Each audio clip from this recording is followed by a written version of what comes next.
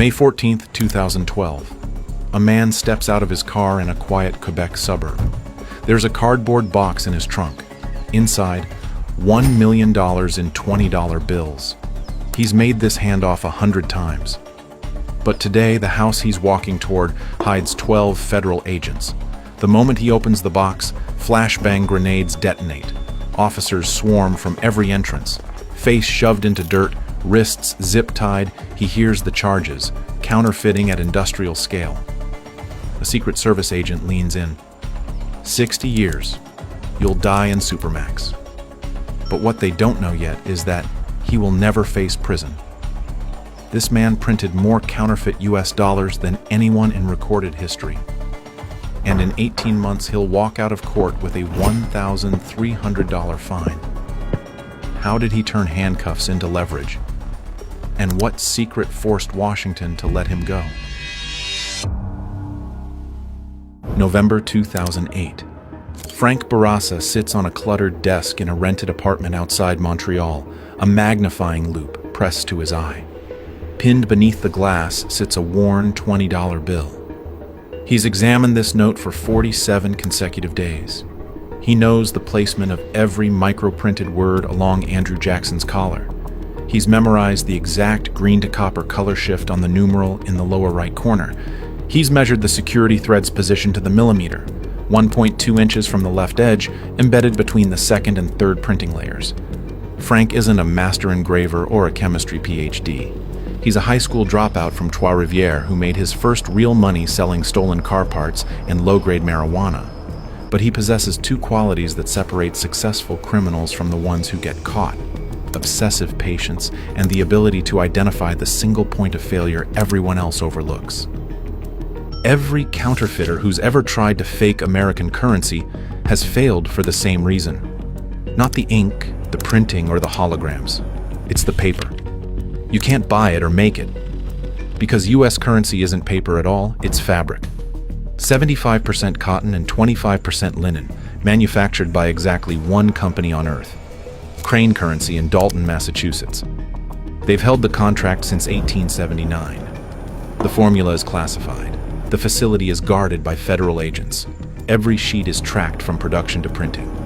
If you don't have this paper, you have nothing. Your fakes will feel wrong before they look wrong. Every cashier in America will catch them by touch alone. So Frank asks a different question. What if he didn't try to replicate the paper? What if he convinced a legitimate manufacturer to produce it for him? The plan sounds insane, but Frank has done his research. Currency-grade cotton linen stock isn't exclusively American. Central banks worldwide use similar material, and dozens of specialty mills produce it legally for government contracts. If he could pose as a corporate buyer with a plausible cover story, he might social engineer his way to the one ingredient that makes counterfeiting impossible. He spends December and January cold-calling paper mills across Europe under a fabricated identity. Jackson Maxwell, procurement director for Keystone Investments Limited. The pitch is simple. His firm is issuing high-security corporate bonds and needs premium rag paper with embedded anti-counterfeiting features. It's technical enough to sound legitimate, vague enough to avoid obvious red flags. The first 23 mills hang up within minutes. Some laugh and a few threaten to contact authorities. Frank recalibrates. He creates a professional website for Keystone Investments. He registers a callback number in London. He has letterhead printed.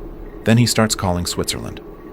On February 3, 2009, a small Swiss company called Artos said yes. Frank can barely contain his voice. He thanks them professionally and promises to send specifications. Then he hangs up and doesn't sleep for 2 days. Over the following weeks, Frank didn't ask for everything at once. That would trigger suspicion. He fed them specifications one component at a time.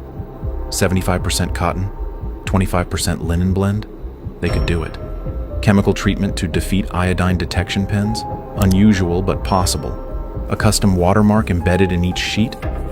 They'd need to see the design. Then came the final request. A polymer security thread woven into the paper, micro-printed with text reading USA 20. Frank claimed it represented the bond denomination. Artos agreed. They quoted 35,000 euros for the custom watermark cylinder, manufactured by a German firm, and shipped to their facility. Frank wired the money through a maze of shell companies without hesitation. He was so close now.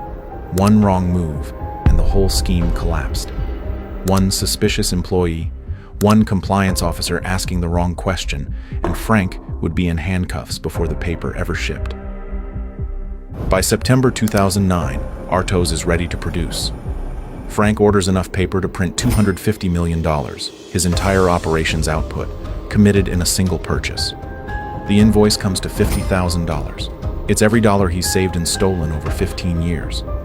If this shipment arrives safely, he becomes the most prolific counterfeiter in American history. If customs opens the container, he spends the next 3 decades in prison. The shipment left Switzerland in November 2009, 5 pallets with destination Montreal.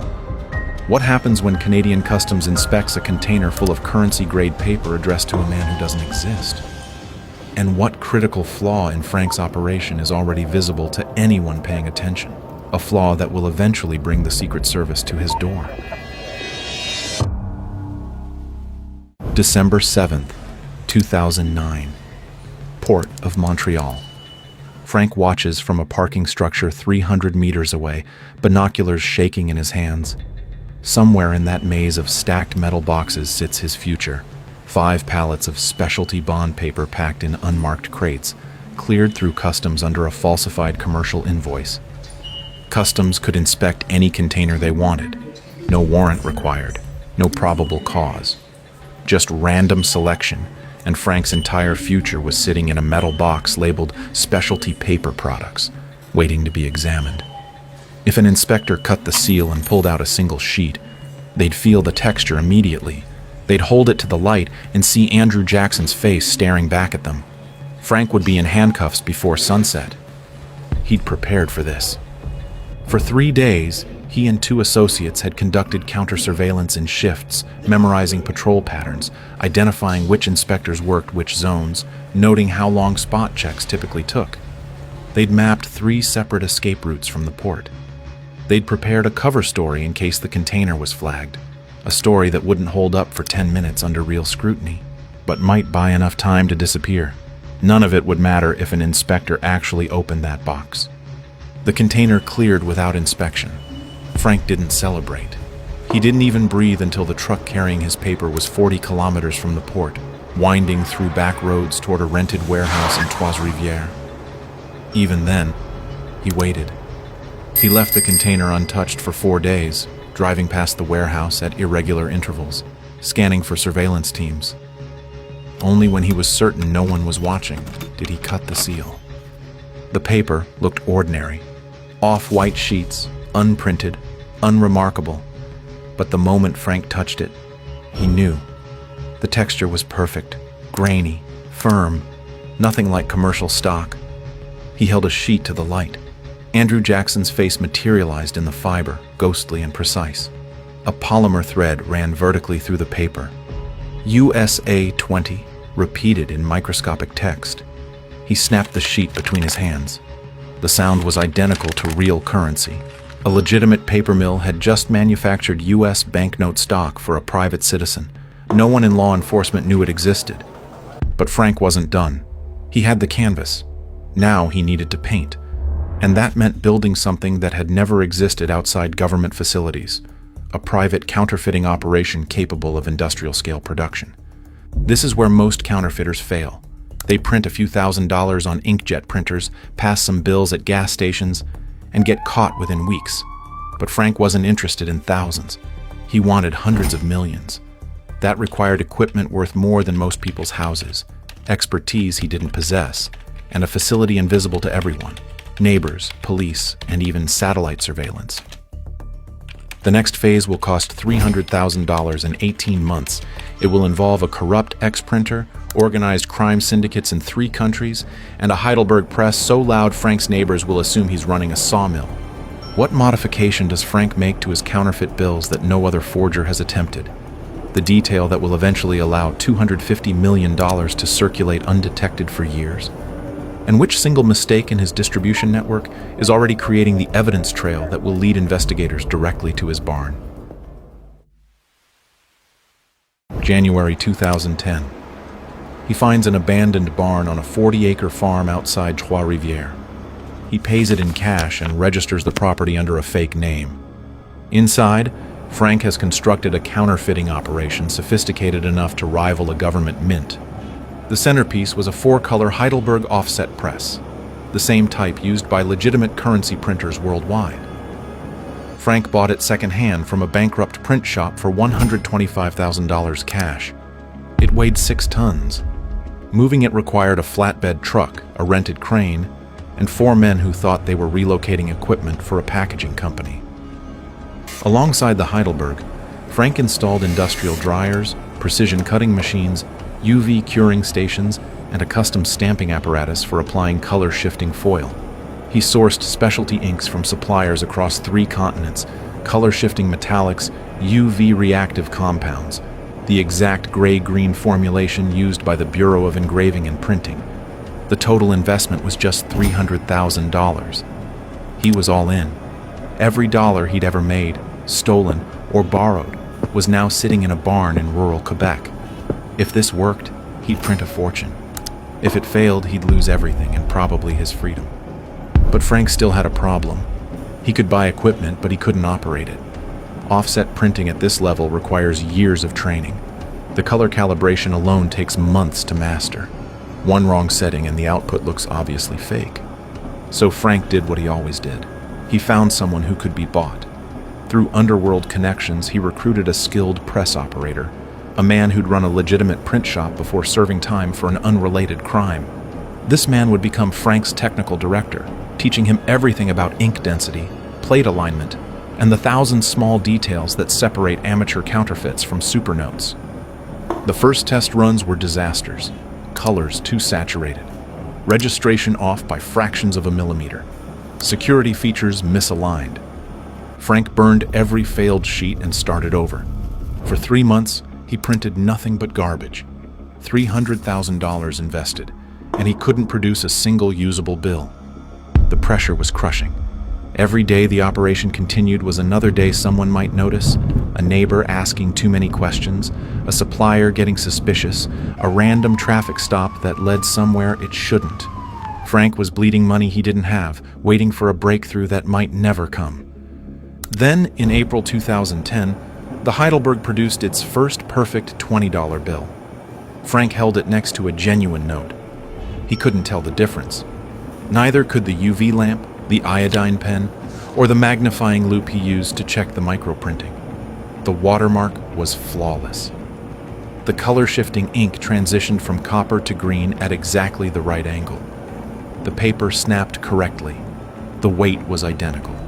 He ran it through every detection test he could find. It passed them all. By December 2010, Frank has printed 12.5 million counterfeit 20s, $250 million face value. The bills fill 47 wooden crates stacked in a secondary barn on the same property. It's more fake American currency than the Secret Service has seized in any single operation in the agency's 155-year history. But the most important thing in the operation is that Frank didn't spend his counterfeits. He sold them. This is the difference between amateur counterfeiters and professionals. Amateurs pass fake bills one at a time, $20 at a gas station, $50 at a restaurant, and get caught within weeks because cameras, witnesses, and serial number tracking create an evidence trail. Professionals become wholesalers. They sell bulk counterfeit to criminal organizations at a steep discount, let someone else take the distribution risk, and collect clean money in return. Frank's rate, 30 cents on the dollar. For every $1 million in fake 20s, he charged $300,000 in real currency. Given the extraordinary quality of his product, buyers lined up. He sold through a single trusted middleman to organized crime contacts in 3 countries. The rules were strict.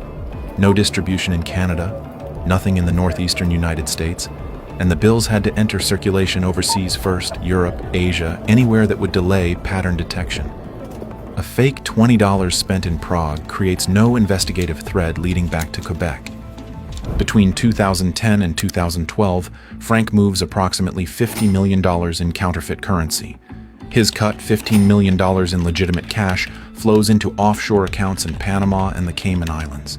He buys nothing flashy. He maintains his same apartment, drives the same truck.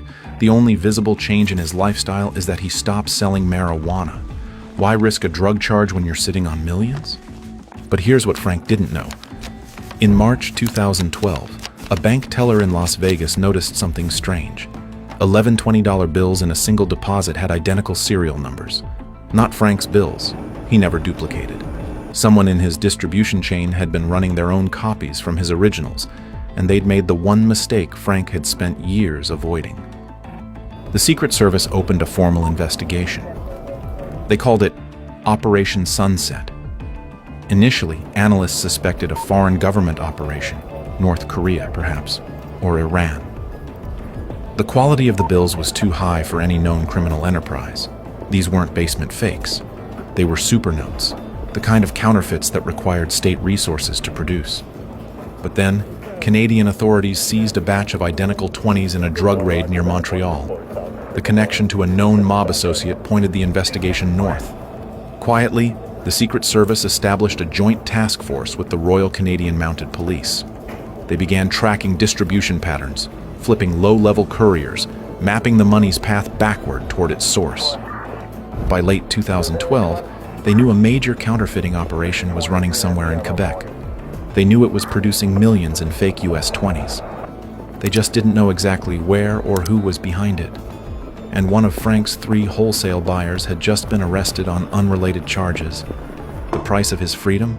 Delivering the source of the supernotes. How does the Secret Service identify Frank's barn without ever seeing a single piece of physical evidence? And what does Frank possess that will later force the US government to abandon the largest counterfeiting prosecution in American history? May 14th, 2012. A rented bungalow outside Trois-Rivières. Frank arrived carrying a cardboard box containing $1 million in counterfeit 20s, his largest single transaction.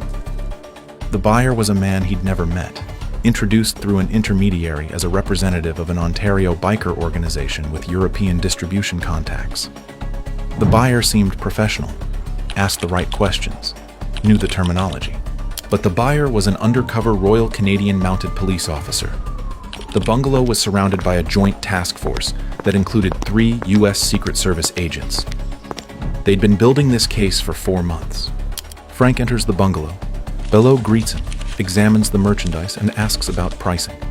Frank quotes his standard rate, $300,000 for the million. Bello nods, reaches for his phone as if to authorize a wire transfer, and speaks a single word, confirmed. The front and back doors explode simultaneously. Flashbang grenades detonate in the kitchen and hallway. Officers in tactical gear pour through every entrance, shouting commands in French and English. Frank is on the ground before he processes what's happening, face pressed into carpet, wrists zip-tied behind his back, the weight of 2 officers pinning his shoulders. 40 minutes later, a second team raids the barn. They find the Heidelberg still warm from a production run completed that morning. They find cutting equipment, ink barrels, and printing plates. They find approximately $1 million in finished counterfeit currency and another $2 million in uncut sheets. What they don't find is the other $200 million. At RCMP headquarters, the interrogation was brutal. Canadian charges alone carried up to 14 years. But the Americans wanted him more. Under US federal law, the scale of Frank's operation triggered sentencing guidelines pushing towards 60 years. A Secret Service agent mentioned ADX Florence, the Supermax facility where inmates spend 23 hours daily in solitary confinement. Frank asks for a lawyer. Then he stops talking entirely. For 18 months, Frank sits in a Montreal detention facility while prosecutors assemble their case and the US files extradition paperwork. His public defender advises him to plead guilty and hope for a reduced sentence. But Frank refuses. He's calculating something no one else understands. The Secret Service has seized his equipment. They've dismantled his distribution network. They've arrested 14 associates across 3 countries, but they've recovered less than 2% of his total output. The remaining 98%, over $200 million in supernotes, is hidden in a location only Frank knows. And as long as those bills exist, they represent an ongoing threat to the integrity of the US dollar, Think about it from Washington's perspective. $200 million in super notes, bills so perfect, the Federal Reserve can't distinguish them without laboratory analysis, sitting in an unknown location. If Frank went to prison, that money would eventually surface. His associates would sell it. It would flood currency markets worldwide. The damage to confidence in the dollar would be catastrophic. Frank understands this. More importantly, he understands that the Secret Service understands this. In his cell, he drafts a proposal. He will reveal the location of every remaining counterfeit note and surrender his backup printing plates. In exchange, the charges against him will be reduced to a single count of minor counterfeiting. His sentence will be limited to time served. The U.S. will withdraw its extradition request, and he will walk free. His lawyer reads the proposal and tells Frank he's delusional. The government doesn't negotiate with counterfeiters. Frank smiles and says, the government has never dealt with a counterfeiter who can threaten their currency supply from inside a prison cell. What happens when Frank's proposal reaches the U.S. Attorney's office in Washington? And what does Frank do in the weeks before the scheduled handover to ensure law enforcement can't simply seize the money and revoke the deal? December 3rd, 2013. A conference room in Montreal's Palais de Justice. Frank sits across from 4 attorneys, 2 Canadian prosecutors, 1 U.S. assistant attorney, and his own public defender. The extradition hearing is scheduled for the following week. Frank's lawyer has just presented his client's offer. The room is silent for 11 seconds. Then the U.S. attorney laughs. He calls the proposal absurd. He reminds everyone that counterfeiting is a federal crime with mandatory sentencing guidelines, that negotiating with criminals establishes dangerous precedent, that the United States does not capitulate to blackmail. Frank interrupts. He explains calmly that $200 million in undetectable counterfeit currency currently sits in a location known only to him. If he's extradited, that money stays hidden. His accomplices, none of whom know the location, will eventually retrieve it and sell it at a discount to the highest bidder. Within 18 months, those supernotes will flood currency markets in Asia, Europe, and the Americas. The damage to confidence in the dollar will far exceed whatever satisfaction the government derives from imprisoning him.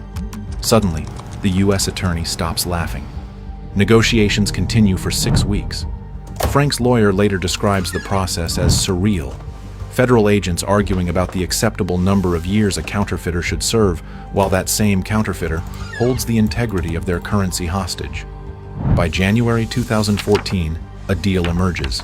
Frank will plead guilty to a single count under Canadian law. His sentence? Time served, totaling 6 weeks from his initial arrest. He will pay a fine of $1,300. The United States will formally withdraw its extradition request. In exchange, Frank will surrender the complete $200 million in counterfeit currency, his backup printing plates, and a secondary Heidelberg press he'd kept in reserve. The handover is scheduled for January 31st, 2014. In the 4 weeks between the agreement and the transfer date, RCMP surveillance teams follow Frank constantly, hoping he'll lead them to the stash and void the deal. Frank anticipated this. Before revealing his proposal, he'd already arranged for an associate to relocate the counterfeit currency to a secure location. The associate, who has no criminal record and no connection to the case, rented a storage unit under a false name, loaded 10 large boxes into a commercial box truck, and parked it behind an abandoned motel off Highway 40. Frank never visits the site. He never even glances in its direction. He waits. On the morning of January 31st, a convoy of unmarked vehicles escorts Frank, now legally a free man under the signed agreement, to the motel parking lot. Frank directs them to a rusted box truck in the corner. An RCMP sergeant hands him bolt cutters. Frank snaps the padlock and swings open the doors. The agents stare in silence. Floor to ceiling, the truck contains cardboard boxes packed with shrink-wrapped bundles of $20 bills. One investigator climbs inside and slices open a box at random. He examines a note under portable UV light. The security thread fluoresces correctly. The watermark is perfect. The color-shifting ink transitions from copper to green at the proper angle. These are Frank's supernotes, the largest single seizure of counterfeit American currency in history. It takes 4 hours and 3 additional trucks to transport the money to a secure RCMP facility for cataloging and destruction. Frank watches from beside his lawyer's sedan, arms crossed, a faint smile visible in photographs taken by a journalist who'd received an anonymous tip about the location. 2 months later, Frank Barraza pays his $1,300 fine in cash, real cash, and walks out of a Montreal courthouse. Reporters ask if he has any regrets. Frank shrugs. He tells them he's already consulting with security firms on anti-counterfeiting measures. The man who printed $250 million now advises governments on how to stop people like himself. The Secret Service agents who spent 3 years building the case against him refuse to comment publicly. Internally, Frank's name becomes shorthand for a specific kind of failure, the criminal too sophisticated to prosecute, too brazen to ignore, too dangerous to let operate, and too valuable to imprison. Frank still lives in Quebec. He's never been charged with another crime.